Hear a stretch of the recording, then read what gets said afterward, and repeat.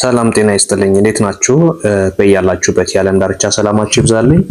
የዚህ ቻናል አዲስ የሆናችሁ ሰብስክራይብ በማድረግ ጀምሩ። ነባር ቤተሰቦቻችን ደግሞ ላይክ እና ሼር እያደረጋችሁ አማርኛን ከመሰረቱ ማንበብና መጻፍ ለምትቸገሩ በኦንላይን በሳምንት 5 ቀን ከሰኞ እስከ ዓርብ እያስተማረን ነው የምንገኘው። ቀለል ባለ ሁኔታ አማርኛን ባላችሁበት ሆናችሁ በአጭር ጊዜ ብቻ አቀላጥፋችሁ ማንበብና መጻፍ ትችላላችሁ።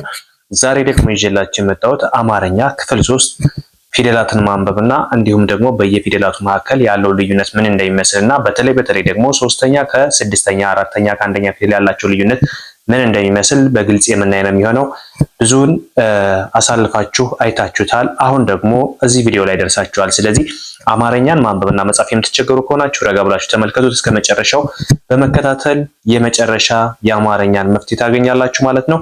እንዲሁም እንግሊዘኛና ሌሎችን ከዚህ ጋር ተዛማጅነት ያላቸውን ቋንቋዎች በማስተማር ላይ እንገኛለን። በሳምንት 5 ቀን ከሰኞ እስከ ዓርብ በኦንላይን ከጠዋቱ 12 ሰዓት በኢትዮጵያ እስከ ምሽቱ 6 ሰዓት ድረስ በኦንላይን እያስተማርን ነው የምንገኘው። እናንተም ትምህርታችሁን በኦንላይን መከታተል ትችላላችሁ። ትምህርታችሁን በኦንላይን ለመከታተል ደግሞ ከዚህ ጋር በምናስቀምጥላችሁ ስልክ በቀጥታ በመደወል በኢሞ፣ በዋትስአፕ፣ በቴሌግራም እንዲሁም ሊንኮቻችን በመጠቀም የምታገኙ ነው የሚሆነው። አሁን ረጋ ብላችሁ ተከተሉኝ። ወደ ትምህርቱ ሄዳለሁ። ኦኬ፣ እዚህ ጋር እንደምታዩት የመጀመሪያ ፊደሉ ማን ተብሎ ይጠራል? ቀ ተብሎ ይጠራል። የመጀመሪያ ፊደል ቀ ተብሎ ይጠራል። ኦኬ፣ ይሄ ቀ ተብሎ ይጠራል። የመጀመሪያ ፊደሎች እንደምታዩቸው ምንም አይነት ቅጥያ ቀለበት የላቸውም። የመጀመሪያ ፊደሎች ምንም አይነት ቅጥያ ቀለበትም የላቸውም። ሁለተኛ ፊደሎች በቀኝ በኩል ቅጥያ ይኖራቸዋል። እዚህ ጋር እንደምታዩቸው ሁሉም በቀኝ በኩል ቅጥያ ያላቸው ማለት ነው። እያንዳንዱ ሁሉም በቀኝ በኩል ቅጥያ ያላቸው። እነዚህ በቀኝ በኩል ቅጥያ ያላቸው ሁለተኛ ፊደሎች ናቸው። እንዲሁም ሶስተኛ ፊደሎች ደግሞ ምንድነው የሚኖራቸው? ወደ ግራ ሸፋፋ ይኖራቸዋል ማለት ነው።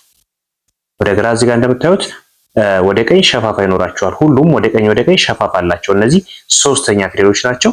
አራተኛ ፊደሎች ደግሞ አብዛኞቹ ቀኝ እግራቸው የረዘመ ነው የሚሆነው። እንደምታዩት ይሄኛው ወደዚህ ይዞራል። ሌሎቹ ግን ቀኝ እግራቸው የረዘመ ወይም ወደዚህ ባለ አንድ እግር ከሆኑ ምንድነው የሚሆኑት? ወደ ግራ እግራቸው ጥፍ ይላል ማለት ነው። ስንተኞች? አራተኞች። ሶስተኞች ወደ ቀኝ ሲዞሩ አራተኞች ደግሞ ወደ ግራ ይታጠፋል። ይህ ባለ አንድ እግር ለሆኑ ፊደሎች ብቻ ነው። ከዚህ በመቀጠል አምስተኞቹ ቀለበት ይኖራቸዋል። እንደምታዩቸው እያንዳንዱ ቀለበት አላቸው።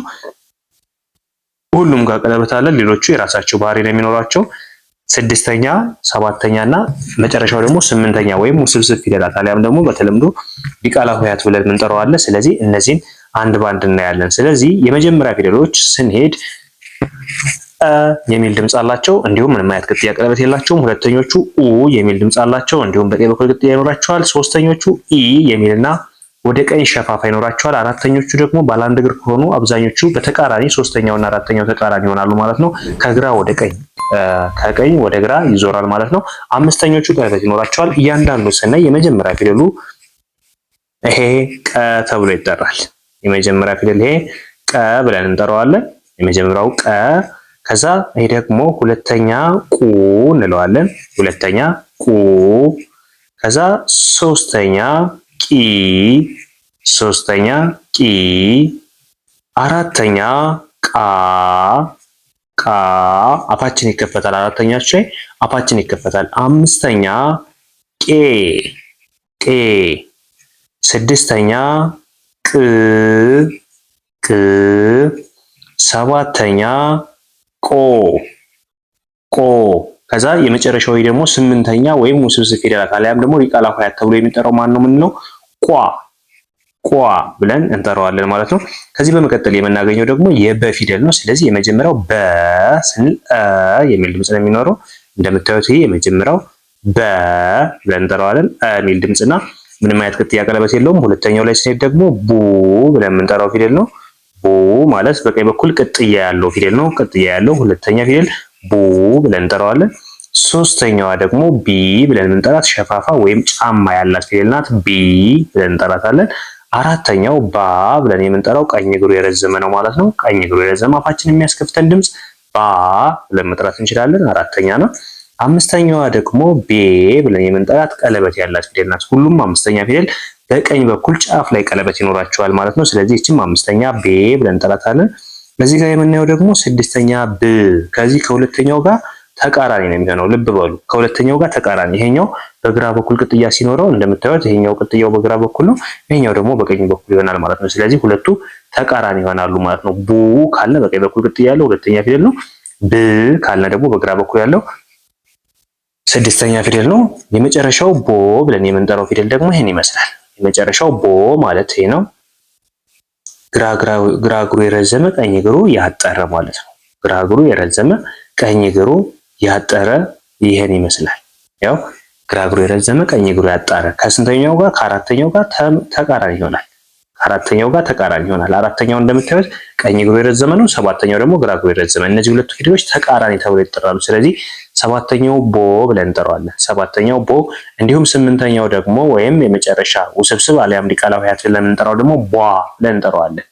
ቧ ብለን እንጠራዋለን። ይኸው እንደምታዩት ይሄ ቧ ተብሎ ይጠራል ማለት ነው። ቧ። ከዚህ በመቀጠል የምናገኘው ተ ፊደል ባለ አንድ እግር ፊደል ነው። ባለ አንድ እግር ፊደሎቹን ስታዩቸው እያንዳንዱን ከዚህ ጀምራችሁ ስታዩ ባለ አንድ እግር ፊደሎች ምን ይሆናሉ?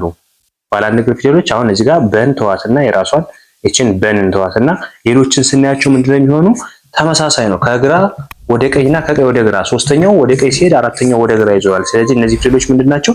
ባለ አንድ እግር ፊደሎች ናቸው ማለት ነው። ባለ አንድ እግር ፊደሎች። ከዚህ በተረፈ ባለ አንድ እግር ፊደል አሁንም ተ ፊደልን ስናይ የመጀመሪያው ይሄ ተ ብለን እንጠራዋለን። መስቀለኛ ማለት ነው ባጭሩ ተ ብለን እንጠራዋለን። ሁለተኛው ቱ ካለ ደግሞ በቀኝ በኩል ቅጥያ የሚኖረው ፊደል ነው። እንደምታዩት በቀኝ በኩል ቅጥያ ያለው ሁለተኛ ቱ ብለን እንጠራዋለን። ሶስተኛዋ ደግሞ ከግራ ተነስተን ወደ ቀኝ ነው፣ ሸፋፋዋ ወደ ቀኝ ነው። ስለዚህ እቺ ማንም ትባለው ሶስተኛ ቲ ተብላ ትጠራለች። ሶስተኛ ቲ ተብላ ትጠራለች። አራተኛው ታ ማለት ደግሞ ከሶስተኛው ጋር ተቃራኒ ይሆናል። እነዚህም እያቸው ምን ያህል ተቃራኒ እንደሆኑ ማየት ትችላላችሁ። ሶስተኛው ወደ ግራ ከግራ ወደ ቀኝ ስትሄድ፣ አራተኛው ደግሞ ከቀኝ ወደ ግራ። ስለዚህ እነዚህ ሁለቱ ምን ሆኑ? ተቃራኒ። ሶስተኛና አራተኛ ተቃራኒ የሚሆኑ በምን ጊዜ ነው? ባለ አንድ እግር ፊደል ከሆኑ ብቻ ነው። ስለዚህ አራተኛዋ ታ ብለን እንጠራታለን። አምስተኛዋ እቺ ደግሞ ቀለበት ያላት ፊደል ቴ ብለን እንጠራታለን። ቴ። ስድስተኛ ይችኛዋ ት ወደ ውስጥ ነው የምትጠራው። ት ብለን ነው የምንጠራት። የመጨረሻ ሰባተኛዋ ደግሞ ቶ ብለን እንጠራታለን። ከዛ ይቺ ስምንተኛዋ ደግሞ ቷ ብለን እንጠራለን። ስምንተኛዋ ፊደል ቷ ብለን እንጠራታለን ማለት ነው። ቷ። ከዚህ በመቀጠል የምናገኘው ደግሞ ከተቀጥሎ የምናገኘው ፊደል ማለት ነው ቸ ተብሎ ይጠራል። ከተቀጥሎ የምናገኘው ፊደል ቸ ተብሎ ይጠራል። ስለዚህ ቸም ባለ አንድ እግር ስለሆነ ተመሳሳይ ነው የሚሆነው። አሁን እዚህ ጋር እቺኛዋ በፊደል ብቻ ናት የተለየች የምትሆነው። በፊደል ብቻ የተለየች ትሆናለች። ከዛ ውጭ ያለው ተመሳሳይ ነው ማለት ነው። ተመሳሳይ ነው። እቺኛውን ተንም ብታዩ ቀንም ብታዩ ቸንም ብታዩ ያው ነው። ስለዚህ ይሄ ቸ ብለን እንጠራዋለን። የመጀመሪያው ቸ። ከዛ ሁለተኛው ቹ ስንል ኡ የሚል ድምጽ ይኖረዋል። ቹ እንለዋለን። ቹ። ሶስተኛዋ ቺ ብለን እንጠራታለን። ቺ ጠበቅ አድርገን ማለት ነው። አራተኛ ቻ ብለን እንጠራዋለን። ቻ አፋችን ከፍተን። አምስተኛ ቼ የሚል ድምጽ ነው የሚኖረው። ቼ እንላታለን። ስድስተኛ ች የሚል ድምጽ ነው የሚኖራት። ች እንላታለን። ሰባተኛ ቾ ብለን እንጠራታለን። ኦ የሚል ድምጽ ነው የሚኖራት። ስምንተኛ ደግሞ ቿ ብለን እንጠራዋለን ማለት ነው። ከዚህ ጋር ለየት የሚያደርገው የበ ፊደል ብቻ ነው። እንደምታዩት እዚህ ጋር የበ ፊደል ብቻ ከሌሎች ለየት ያደርገዋል። ለምን? ባለ ሁለት እግር ፊደል ስለሆነ ማለት ነው።